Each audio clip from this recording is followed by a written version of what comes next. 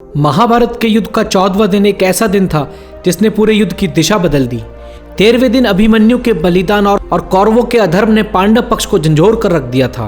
अर्जुन अपने पुत्र की मृत्यु से आहत था और उसने ये प्रतिज्ञा की थी कि वह 14वें दिन के सूर्यास्त से पहले जयद्रथ का वध करेगा। यह प्रतिज्ञा युद्ध के इस दिन का केंद्र बन गई और दोनों पक्षों की सारी योजनाएं इसी के इर्द गिर्द घूमती रही। 13वें दिन के अंत में अर्जुन ने अपनी प्रतिज्ञा की घोषणा की, यदि मैं कल सूर्यास्त से पहले जयद्रथ को नहीं मार पाया तो मैं आत्मदाह कर लूंगा। यह वचन अर्जुन ने न केवल अपने पुत्र के प्रति श्रद्धा बल्कि धर्म के प्रति अपनी निष्ठा का प्रमाण था। कौरव पक्ष में हड़कंप मच गया क्योंकि अर्जुन के युद्ध कौशल और दृढ़ता से वह भली भांति परिचित थे। दुर्योधन ने जयद्रथ की सुरक्षा के लिए एक विशेष रणनीति बनाई।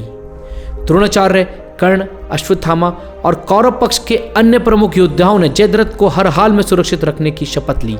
जयद्रथ को युद्ध भूमि के मध्य में छिपा दिया गया और उसके चारों ओर एक अति कठिन व्यूह की रचना बनाई गई।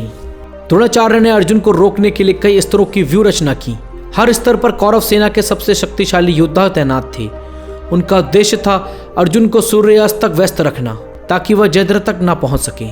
जयद्रथ को सुरक्षित रखने के लिए कर्ण, दुर्योधन, अश्वत्थामा और शकुनि जैसे योद्धाओं ने कड़ी रक्षा की। द्रोणाचार्य ने खुद मोर्चा संभालते हुए पांडवों को व्यस्त रखा ताकि अर्जुन और उसके साथियों के लिए जयद्रथ तक पहुंचना असंभव हो जाए। अर्जुन के लिए जयद्रथ तक पहुंचना अत्यंत चुनौतीपूर्ण था।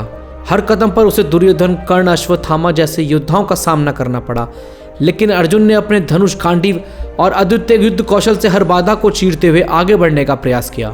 श्री कृष्ण अर्जुन के सारथी के रूप में न केवल उसका मार्गदर्शन कर रहे थे बल्कि उसे धैर्य और साहस बनाए रखने के लिए प्रेरित भी कर रहे थे। समय तेजी से बीतता रहा और सूर्य धीरे धीरे क्षितिज की ओर बढ़ता रहा। अर्जुन को जयद्रथ तक पहुंचने में उसके भाइयों ने भी महत्वपूर्ण भूमिका निभाई। भीम ने अपनी गदा से कौरव सेना में आतंक मचाया और दुर्योधन सहित कई कौरव योद्धाओं को पराजित किया। युधिष्ठिर ने कौरव सेना को भटकाने का काम किया, बल्कि नकुल और सहदेव ने अर्जुन के लिए रास्ता साफ करने में मदद की। भीम ने अपनी प्रचंड शक्तियों से कौरवों की अग्रिम पंक्ति को ध्वस्त कर दिया और अर्जुन को जयद्रथ तक पहुंचने में मदद की। जैसे जैसे सूर्यास्त का समय निकट आया, कौरव पक्ष को यह विश्वास होने लगा कि अर्जुन अपनी प्रतिज्ञा पूरी नहीं कर पाएगा। इसी समय श्री कृष्ण ने अपने दिव्य माया का सहारा लिया। उन्होंने सूर्य को बादलों से ढक दिया, जिससे यह प्रतीत हुआ कि सूर्यास्त हो चुका है। यह देखकर जयद्रथ अपनी छिपने की जगह से बाहर आ गया। जैसे ही वो बाहर आया, श्री कृष्ण ने माया हटाई और सूर्य पुनः प्रकट हो गए। अर्जुन ने इस अवसर का लाभ उठाते हुए अपने दिव्यास्त्र से जयद्रथ का वध कर दिया। जयद्रथ के वध के बाद श्री कृष्ण ने अर्जुन को याद दिलाया कि जयद्रथ के पिता के श्राप के कारण उसका सिर धरती पर नहीं गिर सकता। अर्जुन ने अपनी अद्वितीय कौशल का प्रदर्शन करते हुए जयद्रथ का सर सीधे उसके पिता की गोद में गिरा दिया, जिससे श्राप भी सत्य हुआ। जयद्रथ की मृत्यु से कौरव पक्ष में हाहाकार मच गया। दुर्योधन, कर्ण और अन्य प्रमुख योद्धा अत्यंत क्रोधित और निराश हो गए। कर्ण ने प्रतिज्ञा की कि वह अर्जुन का वध कर जयद्रथ की मृत्यु का बदला लेगा। जयद्रथ का वध केवल अर्जुन की प्रतिज्ञा पूर्ति नहीं थी, बल्कि यह कौरव पक्ष की योजनाओं की विफलता और पांडवों की रणनीति का विजय का प्रतीक बन गया।